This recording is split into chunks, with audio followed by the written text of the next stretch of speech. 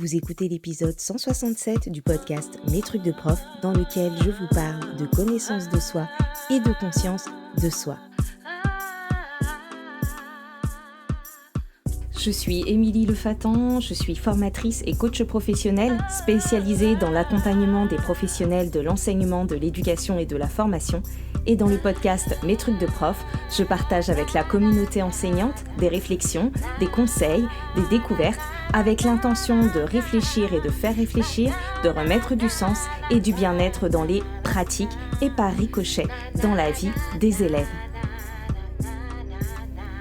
Mes trucs de prof est disponible sur toutes les plateformes et également sur le site mestrucsdeprof.fr. Et si vous avez envie de travailler avec moi, je vous propose de faire un tour sur mestrucsdecoach.fr pour découvrir les différents accompagnements que je propose, qu'ils soient individuels ou collectifs. Hello, je vous retrouve pour le 167e épisode du podcast Mes trucs de prof, qui est dédié à la connaissance de soi et à la conscience de soi à l'occasion de la sortie de mon livre Enseigner selon son profil, mieux se connaître pour mieux enseigner, qui est sorti cette semaine et qui est consacré, comme son nom l'indique, à la connaissance de soi quand on enseigne ou que l'on forme, puisque c'est transposable. L'idée, c'est qu'au-delà des compétences de métier, notre personnalité, notre façon de voir les choses et de lire le monde, ce qui est important pour nous, nos singularités, viennent colorer notre pratique professionnelle et influencer nos choix. Quel que soit notre métier, évidemment, mais quand on enseigne, cela impacte notre gestion de classe, notre posture, notre rapport au cadre, nos relations avec les collègues, notre relation aux élèves, etc. On a beau donner des techniques, des conseils, des trucs, des outils clés en main, il y a une dimension intrapersonnelle qui intervient dans notre façon d'être enseignante ou d'être enseignant, d'être formateur, formatrice. Parfois, sur une même classe, avec un même groupe, avec les mêmes élèves, la même année, les mêmes méthodes, les mêmes formateurs, les mêmes enseignants, les mêmes formations, bref, les mêmes règles, tout, vous aurez compris. Eh bien, à contexte égal, on n'obtient pas les mêmes choses avec les élèves. On a une enseignante avec qui ça va mieux fonctionner que d'autres ou avec qui ça va fonctionner différemment. On peut avoir un élève qui est apprécié par certains et moins par d'autres. Et quand des enseignants dans des contextes identiques rencontrent des difficultés de gestion du groupe classe, par exemple, eh bien, ce qu'on entend souvent, c'est que c'est un problème de posture, mais on se trouve parfois bien démunis, même quand ce sont nos collègues, pour pouvoir aider la personne à modifier cette posture. Et parfois, c'est même assez délicat parce qu'on a l'impression que ce qu'il faudrait que la personne change, c'est elle. Et on ne peut pas demander à quelqu'un de changer. Alors du coup, dans les difficultés de gestion de classe, ben évidemment, il y a une grosse part qui est liée à la qualité de la relation, qui va être liée à l'organisation humaine et spatiale, dans la classe, à la pertinence des contenus, et à la pertinence des modalités de travail, à la clarté du cadre, des règles, au sens, aux explications et à l'explicitation qu'on met sur les choses. Mais pourtant, pour mettre en place tout cela, il y a une grosse part d'individuel, une grosse part d'intrapersonnel, c'est-à-dire de la personne que vous êtes, votre caractère, votre façon d'être, votre façon de répondre, votre façon d'analyser les situations, de regarder les choses. Donc la manière dont je pose le cadre, la relation que je crée avec les élèves, la façon dont j'organise mon travail, ma classe, mon état de fatigue, mes humeurs, mes émotions, vont directement influencer ce que je fais en classe. Et cet ensemble de choses, c'est ce qu'on va appeler des compétences de vie, des compétences psychosociales, parce qu'elles sont même au-delà de nos compétences techniques, de nos compétences de métier. L'idée, c'est que notre façon de considérer les choses et de lire les situations, notre façon de réguler nos émotions, notre empathie, notre esprit critique, notre façon de communiquer vont avoir un impact sur ce que je fais en classe, en formation, avec mes élèves, etc. J'ai longtemps entendu parler de ce qu'on appelle l'effet maître ou l'effet enseignant-enseignante. Ce truc un peu difficile à jauger et à définir qui influerait sur le résultat des élèves. C'est toujours quelque chose qui m'a intriguée parce que finalement, les recherches, elles valident rien de bien précis sur cet effet maître parce que il y a trop de paramètres qui entrent en jeu dans cet effet maître. On sait que certaines pratiques sont démontrées comme plus efficaces que d'autres, en classe, mais est-ce que ça suffit pour que tout le monde puisse, s'en emparer? Et donc c'est ce delta entre, les techniques, les astuces, les gestes professionnels, connus et partagés et la façon dont ça va se mettre en place dans une classe en fonction de qui on est et de comment on s'en empare, eh bien, c'est un petit peu ça qu'il y a derrière l'effet maître et c'est quelque chose qui est difficile à appréhender et sur lequel on ne forme pas les gens puisque justement, c'est quelque chose de très individuel. Et j'observe donc depuis, que j'accompagne des enseignants et des enseignantes, que vraiment cette dimension intrapersonnelle, elle a besoin d'être accompagnée. Et c'est d'ailleurs ce qui m'a plu, dans le coaching, c'est le fait de, permettre aux personnes de mieux se comprendre, mieux se connaître, voir comment elles ont envie, d'avancer et où elles ont envie d'aller, et pour les accompagner en fait, dans ce cheminement vers les objectifs qu'elles poursuivent. Voilà donc pourquoi je me suis vraiment intéressée à la connaissance de soi et à la conscience de soi, notamment, dans un cadre professionnel. Alors je vais vous parler de connaissance de soi et de conscience de soi et nous allons voir quelle est finalement la différence entre les 2. Et je vais commencer par la conscience de soi, qui est une compétence psychosociale, à la base de toutes les autres compétences psychosociales. Donc les CPS, hein, compétences psychosociales, je vous en parlais déjà dans plusieurs épisodes, de mes contenus. Elles sont en filigrane dans presque tout ce que je partage et je vous les présentais notamment dans un ancien épisode qui est l'épisode 42. Et en fait, les compétences psychosociales, ce sont toutes les compétences qui nous permettent, de faire face aux différentes situations de la vie. Elles sont, répertoriées en 3 catégories, les compétences cognitives, les compétences, émotionnelles et les compétences sociales. Donc 3 grosses catégories de compétences. Donc la connaissance de soi, c'est le fait de se connaître soi, de savoir qui on est, d'être conscient de ce qui nous porte, de nos valeurs, de nos besoins, de la façon dont fonctionne notre cognition, dont fonctionnent nos émotions. C'est connaître ce qui nous motive, c'est aussi connaître, nos forces pour savoir sur quoi nous pouvons nous appuyer au quotidien.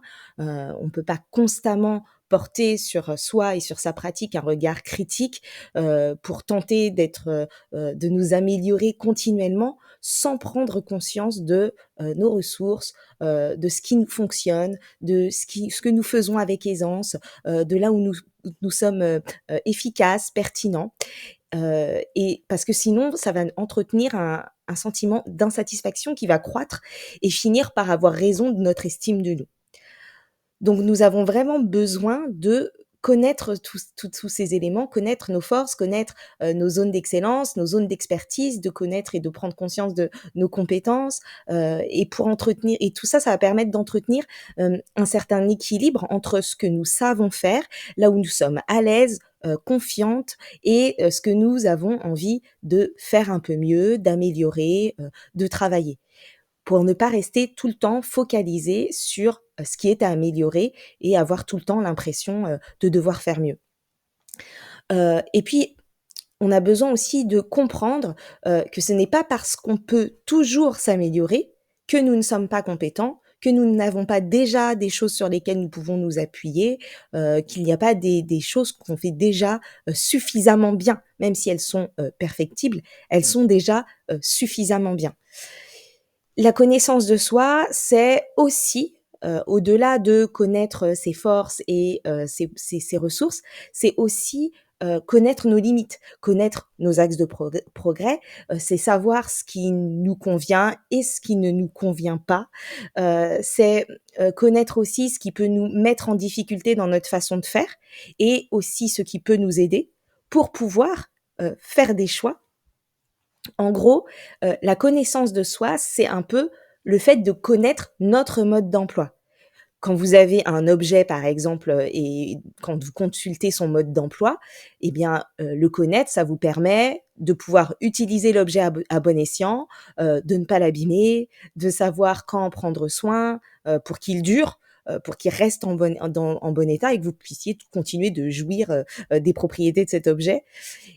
Connaître le mode d'emploi d'un objet, ça vous permet aussi de savoir de quelles fonctions utiles il dispose et dans quel cas les utiliser ou dans quel cas ne pas les utiliser. Donc si je connais mon mode d'emploi, je vais pouvoir en faire de même avec moi. Prendre soin de moi, savoir dans quel cas je peux et dans quel cas je ne peux pas et mieux partager aussi avec les autres mon mode d'emploi. Mais c'est aussi, par le fait que je comprenne mon mode d'emploi, c'est aussi comprendre le fait que les autres ont un autre mode d'emploi. Et ça permet également de résoudre de nombreuses incompréhensions, notamment dans le cadre, du travail en équipe ou des relations avec les autres, hein, que ce soit, nos élèves, nos collègues, les familles et cetera. Donc la connaissance de soi, c'est vraiment la base, c'est le mode d'emploi qui va permettre ensuite, au quotidien et notamment pour ce qui nous intéresse ici dans notre pratique professionnelle, de mettre en œuvre les autres compétences psychosociales. Vous allez ensuite, une fois que vous avez plus d'éléments, de connaissance de soi, vous allez, pouvoir mobiliser, en toute connaissance de cause, ou de soi, votre pensée critique pour pouvoir, analyser, pour pouvoir arbitrer en tenant compte des données extérieures, mais aussi des données internes, intérieures. Vous allez pouvoir, utiliser votre pensée créative pour pouvoir, trouver des idées, des solutions qui vont être du coup cohérentes avec toutes les informations que vous aurez, glanées, hem, intérieurement ou extérieurement. Vous allez aussi pouvoir, mieux utiliser vos compétences émotionnelles, c'est-à-dire tenir compte de votre état émotionnel, de vos émotions ressenties, mais aussi de la perception de ce que vous avez de l'état émotionnel des autres et des émotions des autres et accompagner les autres. Et vous allez aussi, pouvoir mieux mobiliser, en tout cas mieux adapter vos compétences relationnelles pour mieux communiquer avec vos élèves, avec, vos collègues, avec les familles et cetera. Donc une fois que vous avez connaissance de votre mode d'emploi, la connaissance de soi, elle va vous permettre d'avoir une meilleure conscience de soi.